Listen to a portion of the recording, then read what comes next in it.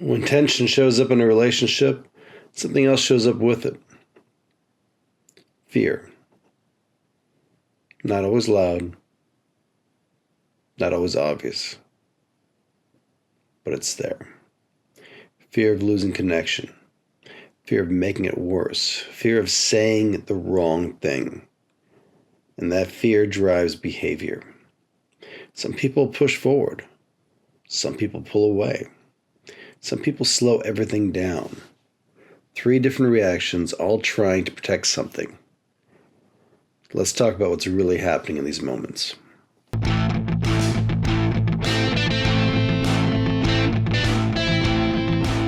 Hello and welcome to Thrive Within. I am your host, Marc, a life coach, educator, and someone who's passionate about helping you live more fully, honestly, and aligned with who you really are. This podcast is your space for real talk and focused coaching on things like confidence, purpose, boundaries, self-doubt, and personal growth. So whether you're on a walk, taking a break, or just giving your brain a moment to breathe, I am so glad you're here. Let's get into it. There's a moment that happens in almost every close relationship. It's a shift. Something in the conversation changes. Maybe the tone changes. Maybe somebody reacts differently than you expected. Maybe a comment lands wrong. Nothing dramatic, but something feels unstable. Not broken, just unstable. And when connection feels unstable, the nervous system reacts immediately. Because relationships matter, especially the ones closest to us. When instability shows up, the brain starts asking questions fast. Is this turning into an argument? Did I say something wrong? Are we drifting apart? And underneath those questions, fear activates. Not panic, just activation. Your brain is trying to protect the relationship. And the interesting part is how different people try to do that. When fear shows up in a conversation, people tend to fall into one of 3 patterns: the fighter, the runner, or the processor. Now, these aren't personality labels. They're nervous system reactions under tension.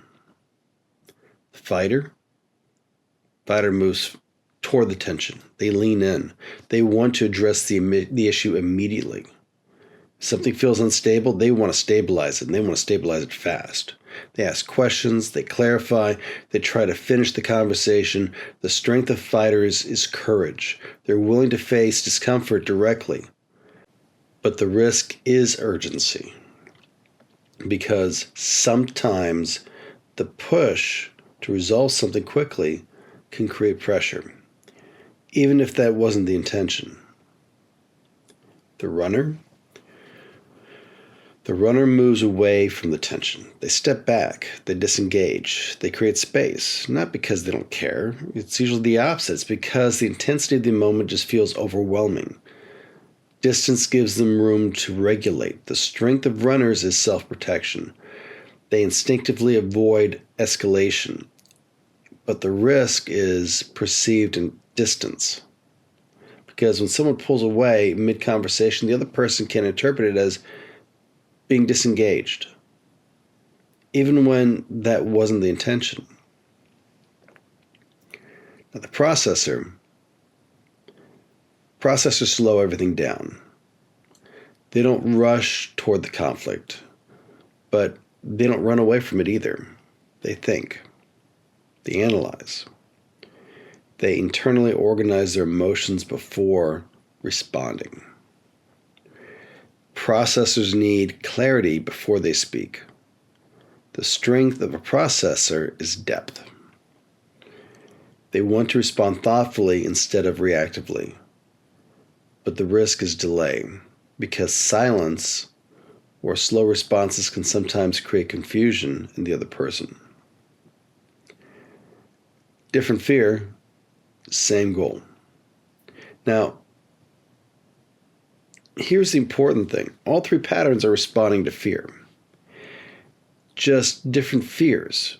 And fighters fear instability. If something feels unresolved, they want to stabilize it immediately. Runners, they fear escalation. If emotions rise too quickly, they instinctively create distance. And processors fear miscommunication. They want to think carefully before responding. Different fears, same goal. Protect the relationship. And that's the important part. Most people aren't trying to hurt the relationship. They're trying to protect it. They just protect it differently.